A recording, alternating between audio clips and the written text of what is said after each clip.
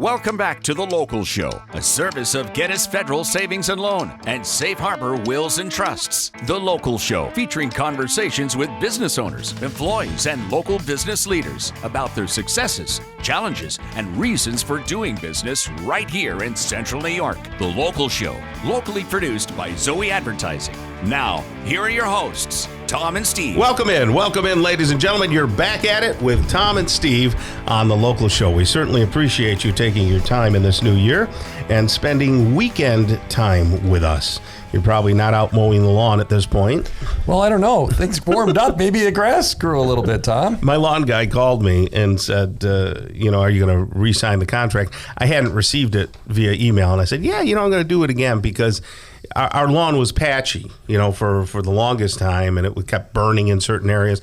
And since I've had this guy do his thing, it's been wonderful, lush and green and all that. But when he called, I said, are you coming over to do a treatment in the snow? And I said, I know it's green right now, but still, you never know. So you have a lawn guy. Wow, that's impressive. Well, yeah, it's one of those. He's not the big store, He's a guy who knows all about the chemicals and the grubs and the this and that, and you got to get it treated. Or you're chasing it. What is that? And what is this? And what is that? Yeah, and in my neighborhood, I want to look decent. It's not where I grew up. I think the yard was predominantly crabgrass and dandelions. Yeah, and my father never thought anything about it. And your people actually ate those things too, right? Well, yeah. My grandmother used to make the dandelions. A little oil, a little vinegar, a little garlic. Yeah, it's all good. So let's talk with Neal Carr right now. He's the owner of Prime Heating and Air. We've had him on 102 times before, and now you're going to hear him again because he's a wealth of knowledge. How are you there, Neal? Doing well. Let's clarify something real quick, though, so we don't have fake news. I am not the owner of Prime Heating and Air. No, did I say you were the owner? I am just just one of the guys there. No, that's my brother Dwayne. That would be my brother Dwayne. Yeah, I don't want you to get accused of fake news. So what you're saying is you own it. Yeah, I do not. No. See, he doesn't want to take the responsibility either, in case there's any people out there with your head on a platter. His name's on the wall. No, but when people call, a lot of times they end up having a conversation with you. Right? Oh, for sure. Yeah. So I do a lot of the scheduling, a lot of the follow-up, a lot of that stuff. So I'm talking to a lot of people for sure. You don't give everybody your number to text you, do you? Is that just for me? Or Yeah. No, I mean, they don't need it really. I mean, they call the office number and they're going to get someone regardless. So okay, good. Yeah. Morning, day, and night. Because you've been awfully responsive every time I've texted you. And I appreciate that. I think the question on everybody's mind is, do you clean out dryer ducts?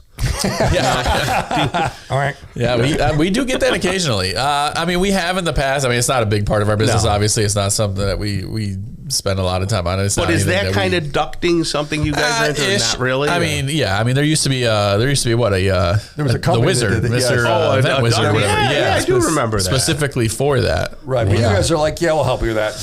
Yeah. Right. I mean, we do what we can. I mean, we don't have all the right stuff to do. That big in-depth thing, but we help out when we can. Tom, do you hear there's a new law that like furnaces have got to run on squirrel treadmill or something? Well, that was one of my questions. One of my questions was, how is the government, both federally and locally, New York State wise, how's that going to affect your business? Like, do you have to get new equipment in now and start installing it? No, I mean, we've been installing it. Obviously, the big push is to go all electric. So, I mean, we're able to adjust along the way. So as it becomes more and more prevalent, then we'll be fine. We're not. This hasn't really changed our way of business today, but over the next 5-10 years, it might be a little different. Doesn't something have to create the electricity? Yeah, that would be natural gas, Tom. Yeah. I'm sorry. I'm not a genius. Did I offend anybody? I'm sorry. Yeah, those kinds of questions are a little above my pay grade, but we can only do what we're told to do. I mean, hey,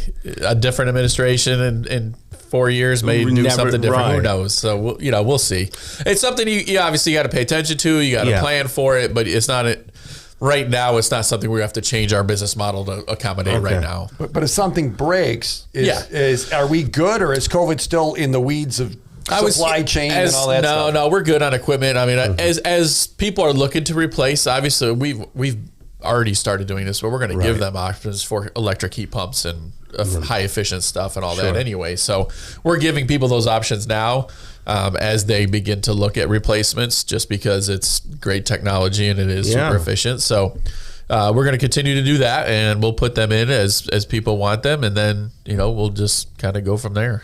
It's interesting because I rub shoulders with a lot of contractors, and over the years, past 20 years, let's say, I've been involved, in marketing some of those types of companies, and I remember one time people telling me that natural gas was so efficient and so cost effective and clean burning that it was really a good way to go. You're using common sense now, Tom. Go ahead, Neal, take this one. And I was told that electricity, that was a waste of energy in a lot of cases. I mean, you have the same information I have, you know what I mean? So I'm not. And then all of a sudden it changed. I'm not an energy. No, it didn't change. That's still expert, true. but the politics kicked in. Yes, it must be. It's natural gas. It's natural. It's there. It's there. So I mean, whatever, man. Getting people off of fuel oil, that's a great thing to do. And, right. What breaks in the middle of the winter?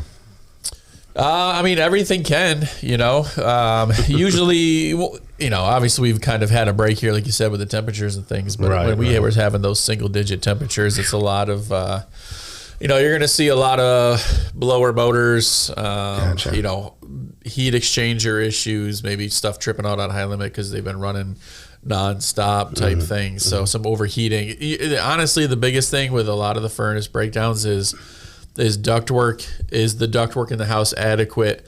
Especially as you begin to deal with these furnaces that have been put in after the fact, so they weren't the original furnace. Oh, okay.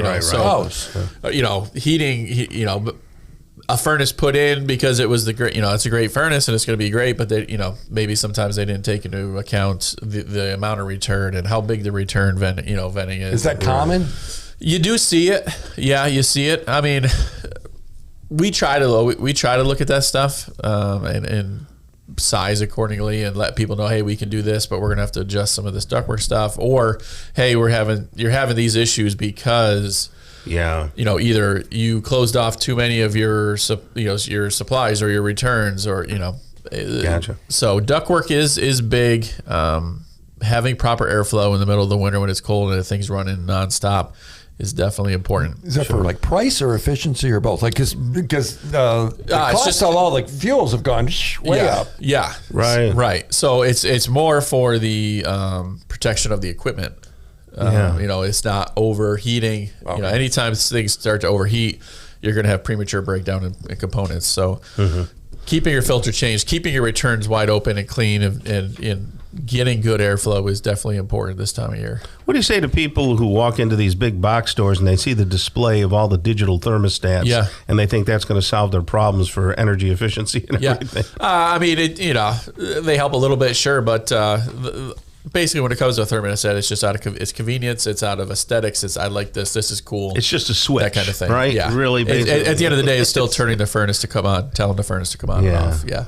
How can people future-proof their homes now? We were talking a little bit about that, but Yeah, I'll go back to what I was saying. As your equipment ages and your furnaces age, or you start to get to the point where you're looking to replace it, definitely take a look at the heat pump options. This electric heat pump, I hear a lot about it. Can you explain it a little more? Because so basically it's an air source heat pump. So it's taking either the heat or the cool factor of the air outside, and it's using that to help heat or cool the house. So it's a unit outside that's going to do both your heat and your air conditioning. Oh, okay. And it can be used on a whole house, like a forced air whole house system. Gotcha. So you have a furnace that's only doing your heat, and then you've got your central air.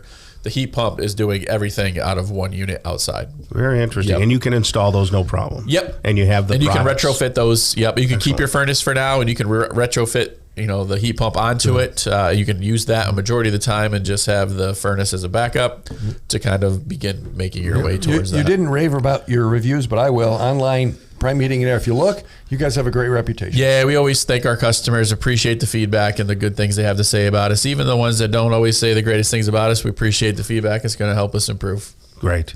All right. Neal Carr right there, Vice President of Prime Heating and Air. And you have a great rest of the day, okay? Thanks, guys. Good to see you again. Good to see you.